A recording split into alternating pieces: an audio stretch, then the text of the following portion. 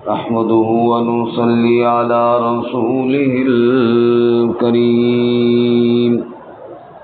أما بعد فأعوذ بالله من الشيطان الرجيم بسم الله الرحمن الرحيم إن الذين يكتمون ما أنزل الله من الكتاب ويشترون به ثمنا قليلا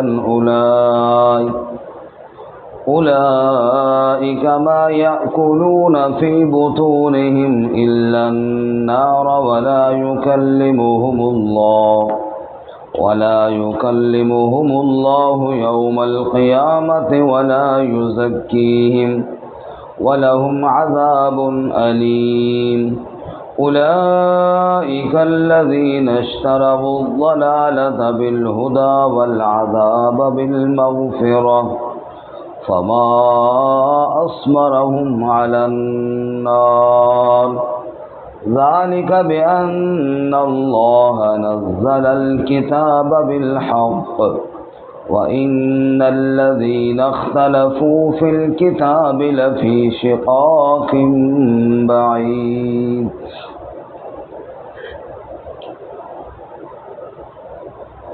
إن الذين بے شک وہ لوگ یکتمون ما انزل اللہ جو چھپاتے ہیں جو اللہ نے نازل کیا من الکتاب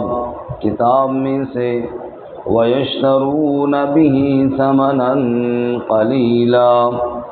اور خریدتے ہیں اس کے بدلے میں تھوڑی قیمت اولئک ما یأکلون فی بطونہم الا النار یہ وہ لوگ ہیں کہ نہیں کھاتے اپنے پیٹوں میں سوائے آگ کے ولا یکلمہم اللہ یوم القیامہ اور نہ کلام کرے گا ان سے اللہ قیامت کے دن ولا یزکیہم اور نہ انہیں پاک کرے گا وَلَهُمْ عَذَابٌ أَلِيمٌ اور ان کے لیے دردناک عذاب ہے أُولَئِكَ الَّذِينَ اشْتَرَوُا الضَّلَالَةَ بِالْهُدَى یہ وہ لوگ ہیں جنہوں نے پسند کر لیا گمراہی کو ہدایت کے بدلے وَالْعَذَابَ بِالْمَغْفِرَةِ اور عذاب کو مغفرت کے بدلے فَمَا أَصْبَرَهُمْ عَلَى النَّارِ پس کس نے صبر دلایا ان کو آگ پر ذالک بأن اللہ نزل الکتاب بالحق یہ اس لیے کہ بے شک اللہ نے نازل کیا کتاب کو حق کے ساتھ وَإِنَّ الَّذِينَ اخْتَلَفُوا فِي الْكِتَابِ لَفِي شِقَاقٍ بَعِيدٍ اور بے شک وہ لوگ جنہوں نے اختلاف کیا کتاب میں وہ دور کے اختلاف میں جا پڑے سبحان ربک رب العزت عما یصفون وسلام علی المرسلین والحمد للہ رب العالمین اللہم صل علی سیدنا ومولانا محمد وعلی آل سیدنا ومولانا محمد وعلی آلہ واصحابہ اجمعین والسمعین گزشتہ سبق میں ان چیزوں کا بیان تھا جن کو اللہ تعالیٰ نے حرام کی ہے چنانچہ 4 چیزوں کا بیان اس سے پچھلی آیت میں ہم نے پڑھا اللہ تعالیٰ نے مردار کو حرام کی ہے دم مسفوح بہتا ہوا خون اللہ نے اس کو حرام کی ہے خنزیر کے گوشت کو اللہ نے حرام کی ہے اور ہر وہ چیز جو غیر اللہ کے قرب کے لیے دی جائے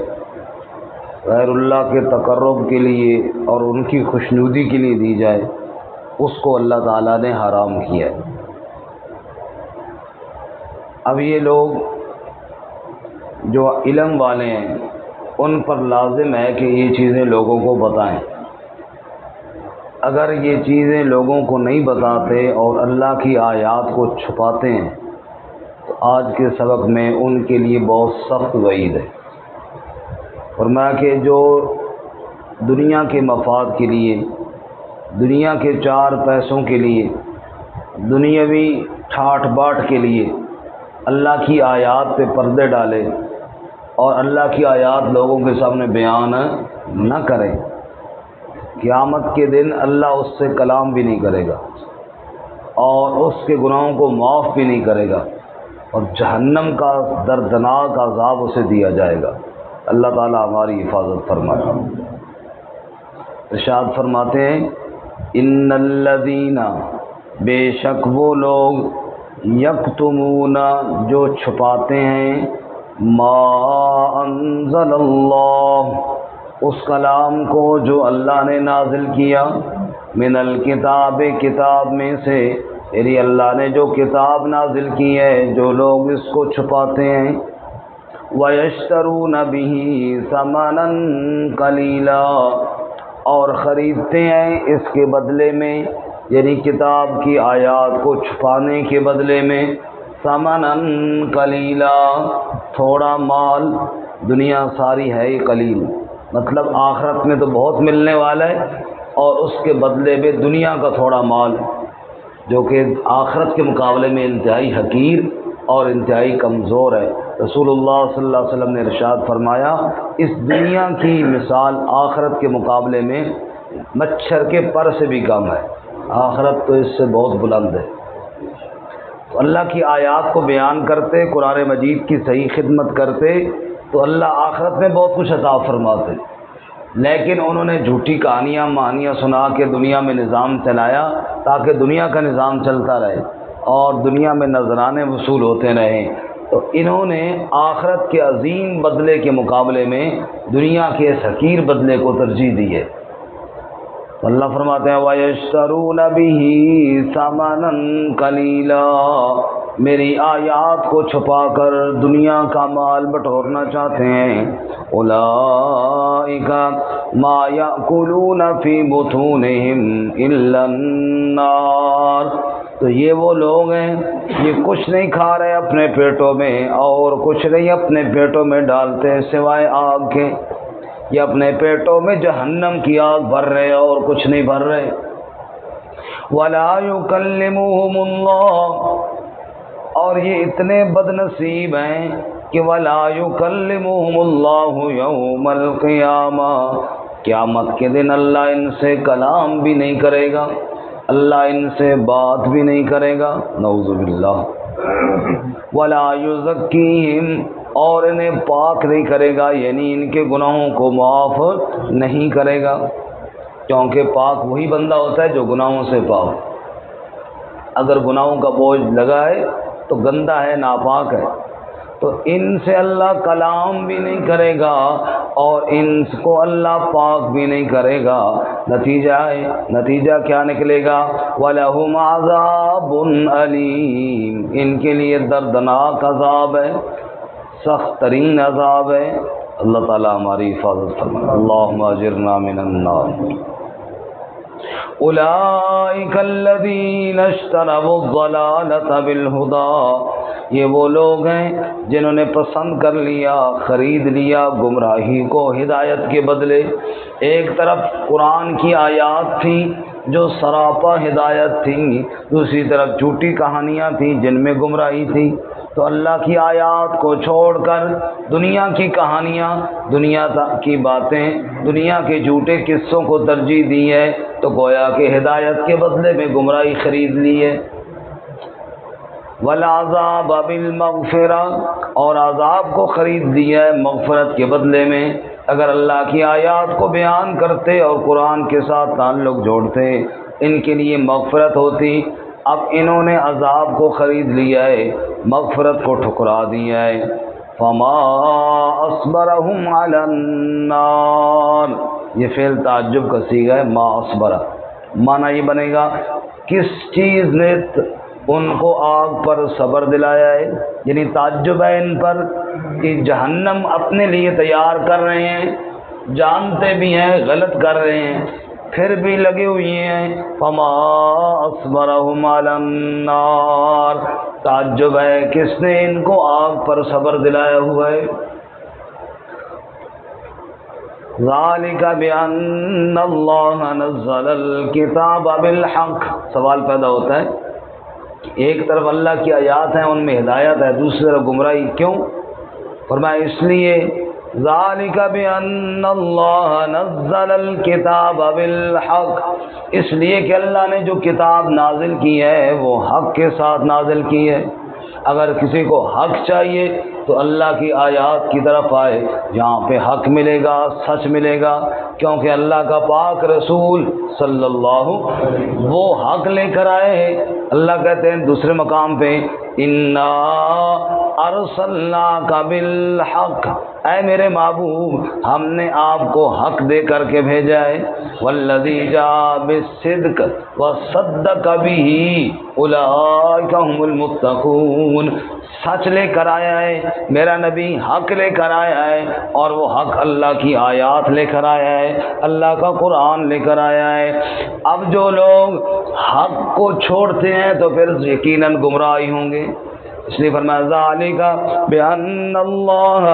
نزل الکتاب بالحق، اس لیے کہ بے شک اللہ نے کتاب کو نازل کیا حق کے ساتھ. اور رسول اللہ صلی اللہ علیہ وسلم فرماتے ہیں فإن أصدق الحديث كتاب الله وأوثق الأرى كلمة التقوى وخير الملل ملة إبراهيم وخير الهدي وخير السنن سنة الأنبياء. آپ صلی اللہ علیہ وسلم فرماتے ہیں ساری باتوں میں سب سے سچی بات اللہ کی کتاب ہے، ساری ملتوں میں سب سے اچھی ملت ابراہیم علیہ السلام کی ہے، اور وہ طریقے ہیں جو اللہ کے پاک انبیاء نے بتائے ہیں. اس لیے فرمایا حق اگر چاہیے تو اللہ کی کتاب میں ملے گا. وَإِنَّ الَّذِينَ اخْتَلَفُوا فِي الْكِتَابِ، اور بے شک وہ لوگ جنہوں نے کتاب میں اختلاف کیا تو گویا انہوں نے حق میں اختلاف کیا. جو اللہ کی آیات سے اختلاف کرتے ہیں وہ گویا کہ